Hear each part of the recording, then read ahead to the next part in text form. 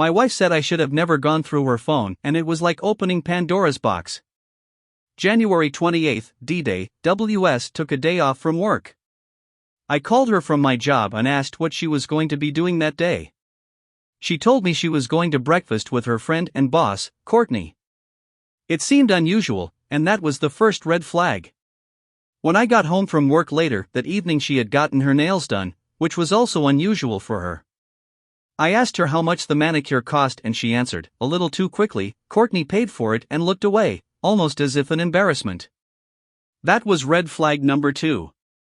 As it turned out, she didn't go with her friend Courtney, it was a fair partner. I waited until she went to sleep that evening and went through her phone and found sexually texts and found out that she and a fair partner had gone to breakfast, gotten mani/petties, and apparently gotten a cheap motel room. My soul was absolutely crushed. For about a month and a half after D-Day, I was averaging about an hour or 2 of sleep every night, and I never had any appetite. It felt like my brain was constantly in fight or flight mode. She apologized for hurting me on several occasions but continued to see him anyway, which was super confusing to me.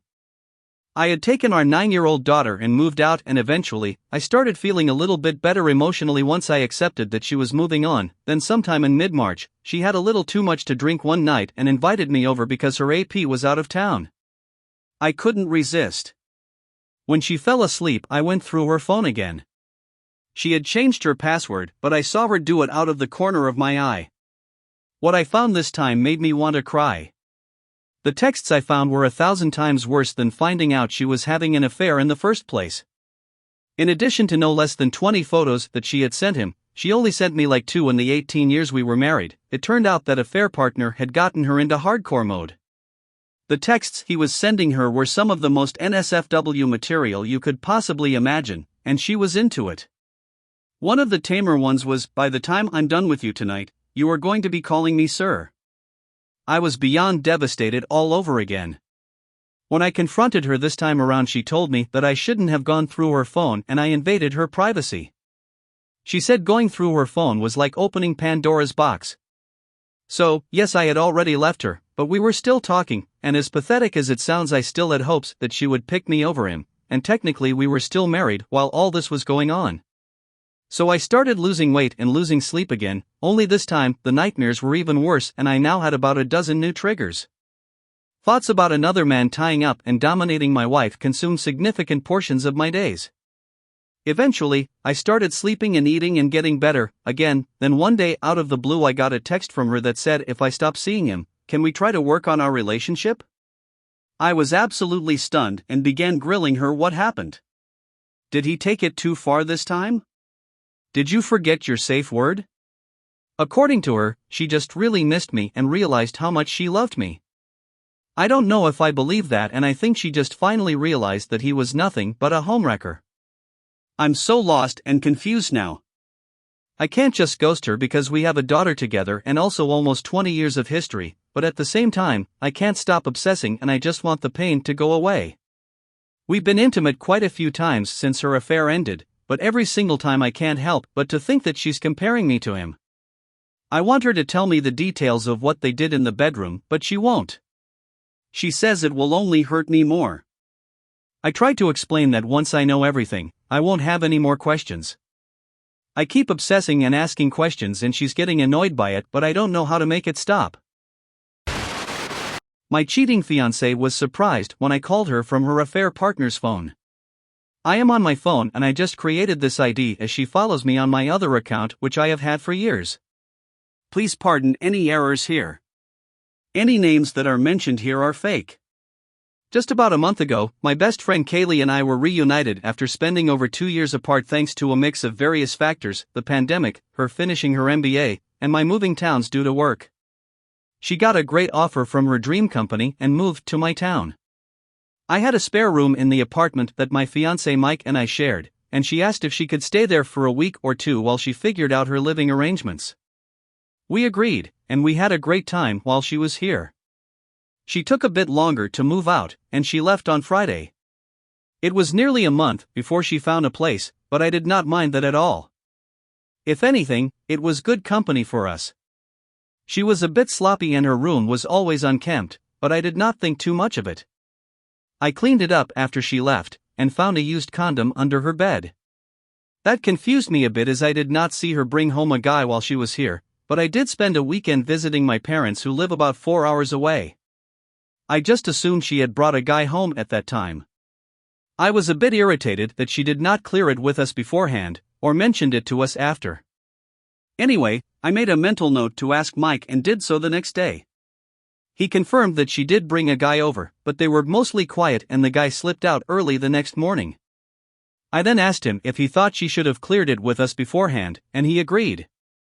I then went to the kitchen to begin cooking lunch, and I thought I heard Mike talking on the phone in an irritated tone. You know when you are annoyed with someone but you cannot raise your voice, so you talk in a slow, deliberate manner? I had never heard him speak that way, so I was instantly curious, and began eavesdropping. He was telling someone how reckless it was to leave a used condom under the bed, and that she did not suspect it was us because I was able to make her believe it was another guy with you that weekend. I felt sick to my stomach and burst into the room. He recoiled when he saw me and said, "I gotta go." I snatched his phone and realized he was talking to Kaylee. I asked if the other guy was indeed him, and he confessed to everything. I felt as if I was on fire. I called Kaylee from his phone and she answered, "Hey babe." I yelled at her till I went hoarse. I called her all sorts of names and told her my next call was to her parents. She immediately panicked and begged for forgiveness and told me her mother would die if she heard the news. She had suffered a heart attack about 2 months ago, but was recovering well. I then told her that she and her actions would be responsible if anything happened to her mother. I kicked Mike out and have spent a mostly sleepless weekend in the apartment I thought we would move out of as a married couple when we are able to buy our own place. He is staying at a friend's place who called and said that he has not eaten, and could I please talk to him and take him back? Kaylee left me a million messages stating that she made a mistake, and begged me over and over not to tell her family. I am at a loss as to what needs to be done now. I love Mike, but I don't know if I can ever trust him again. As for her, she is dead to me now. Also, I cannot believe I did not see the signs and was this gullible. I cannot believe they cheated on me so easily. My wife thought she knows my plan until I pulled up her videos with AP, and now her own children can't stand her. I've been lurking here for a while and thought I should introduce myself. I'm a disabled vet and currently unemployed because of the pandemic. I had to stay home while my wife worked. We had just had our son right before COVID went down, so he's 1 now. I cooked, cleaned, did the laundry, and did all the housework without complaint. I took care of our 9 and 1-year-old, making sure school went well, made meals, the whole 9 yards. My ex and I both grew up in troubled homes, so the plan was to be the parent we needed when we were kids. Turns out she had our last kid because she didn't love me anymore. She thought it would reignite something. She starts to work more, which I support. We need money. Things start going bad with COVID, and we need to move into my mom's house, so we can save money, and she doesn't have to work as much. She's had a boyfriend since March. I had a feeling in April or so, by my birthday in May I knew. She didn't even hug me. I never felt so alone. Now, me and the kids are living at my mom's. She's moved in with her boyfriend. It's been almost a month since we've been here. My daughter wants nothing to do with her mom. My son doesn't even ask her for milk or cares when she leaves. They're over the initial loss, I think. But I feel so alone. It feels like when you're walking with someone and you start telling a story, then you turn to look at them and they're gone. It's like that X100. 14 years wasted. All I do is work out. I'm finally under 200 pounds for the first time in years. All I can think is keep moving forward for my kids. Thanks for letting me vent. Now let's listen to some comments on this part from our Reddit listeners. Comment 1. Lawyer up, get a separation document drawn up, and get proof of the infidelity. Lots of lawyers are willing to take up the cause of a disabled vet who's been cheated on. Get documentation on child abandonment, make sure you are known as the primary caretaker. She will be on the hook for spousal support and for child support. Don't let her sit there and do things on her own schedule, she'll try to bully you. Get ahead of her, get crap done now, soldier. OP reply.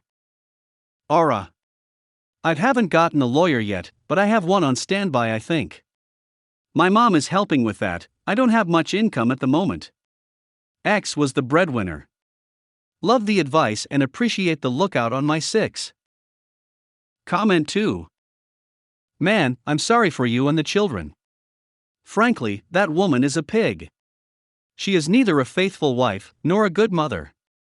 Document everything for your attorney and get that process rolling before she comes out of the affair fog and starts the faux reconciliation bullcrap, because AP dropped her like a deuce. OP reply. Thank you. These babies are what's getting me through. I'm trying to be the man my daughter thinks I am. I like the advice for family counseling and will definitely look into that. I've been saving screenshots of her GPS movements because it was shared before and relationship statuses on Facebook. His status used to say that he was in a relationship with her since March, but I stupidly told her about how it's gonna be hard for her to explain that in court, and now it just says the date they started their relationship instead of her name. I'm building what I can for custody. Although I don't make much for income, my mom is very well off and I'm hoping her co-signing me helps my case. X was the breadwinner. Comment 3. Sorry your wife is putting you through this. Stop talking to your soon-to-be ex-wife about anything except your kids. Don't show her your cards. Divorce is a battle. Don't reveal your battle plan. Your wife's strategy will be to go after the kids and try to pay you nothing. Good luck. OP reply. OPSEC, understood. Also, we're not wealthy, just I don't have to worry about getting a job while I go through this with the ex. I've given her too much of my strategy, she knows of some of the things I have. She doesn't know about the video I have of her and her boyfriend leaving our house. I'm ready for any and all situations she might throw at me. The truth is on my side and her actions have been centered around her relationship. That's the case I'm going to put to the judge. She chose to live with her boyfriend an hour away, not finding a place around her kids. I'm going to argue the quality of care she's given our kids these past few months. And I'm prepared to hear the truth from my daughter, whether she wants to live with me or her mother. She said she wants to live with me, but I'm ready for a switch if that happens. Appreciate the ear, sorry for the rant. Update. So my ex's AP tried to follow me on Facebook. I immediately blocked him after taking a screenshot. I broke my NC to tell my ex. She couldn't care less, like it wasn't her responsibility to tell him off. I mean it's not, but I thought she'd agree to do it for me, but I got a whole diatribe about how she's getting better for the kids. Never go off NC, even if something triggers you, learn from my mistake. I was doing so well, it's been a month since last contact. I'm still mad that AP is trying to keep tabs on me, but I could care less about him. My anger stems from the fallout of my ex, and that time bombs like this are making it hard for me to move on. My heart is filled with so much hate and anger toward this woman I thought I'd love forever. Every time she pops into my mind, which is often, I curse her. I'm not like this. I'm not the kind of person to wish ill on anyone, but my ex fills me with so much rage. The hardest part is pretending I'm okay with her in front of my kids. I don't bring her up, but sometimes my daughter does. It takes every ounce of my being not to bash my ex, but I stay as neutral as one can. I'm not going to let AP's action here deter me. He already took my wife, he's not going to take my emotional balance too. They're not good people though, and I just wish they'd leave my kids alone. Update. A few days ago my ex told me she was going to end it herself because our daughter didn't want to talk to her anymore. I think she went all of NOV not talking to her mother. A few days later the sheriff's deputy calls and tells me I have to turn in my wife's firearm that was registered to her because she isn't allowed to own one.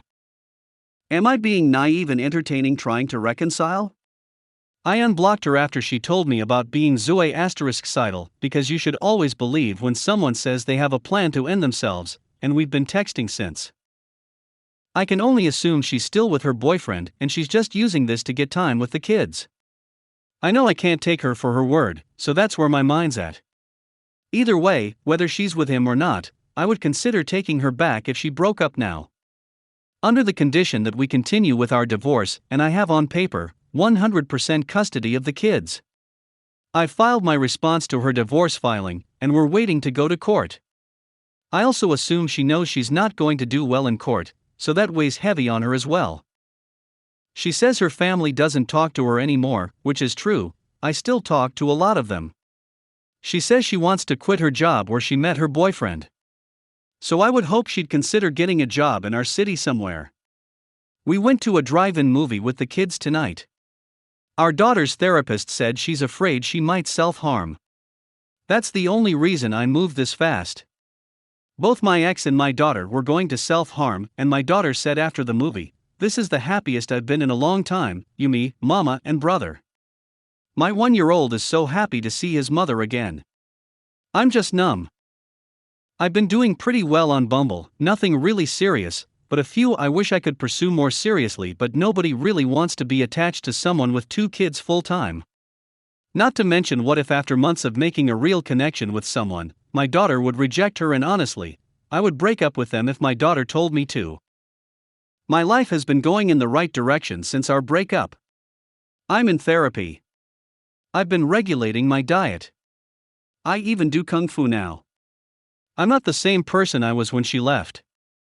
Am I a fool for considering trying to fix my family? She goes to therapy and takes meds now. I feel like that's a big consideration.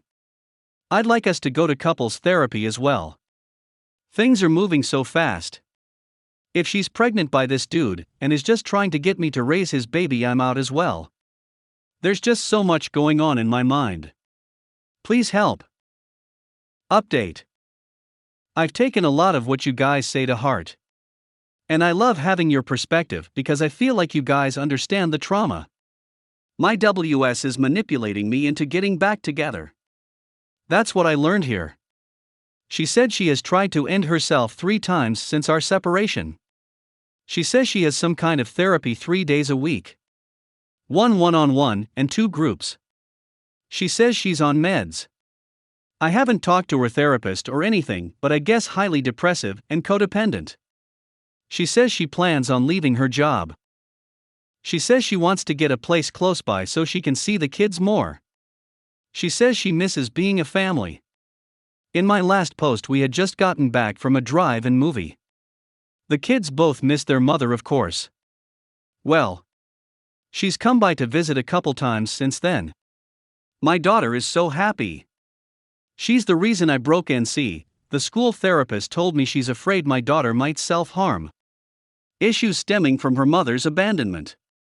My son is happy too. I miss her, I miss our family unit. But it really never is going to be the same. I guess because I've been with her since she was 18, and I miss when she was obsessed with me. She asked to take me out on a date. I agreed because she's trying. But I know I'm not ready. And I swear on my children I will not have sex with her. I'd want a paternity test and an STD panel done first.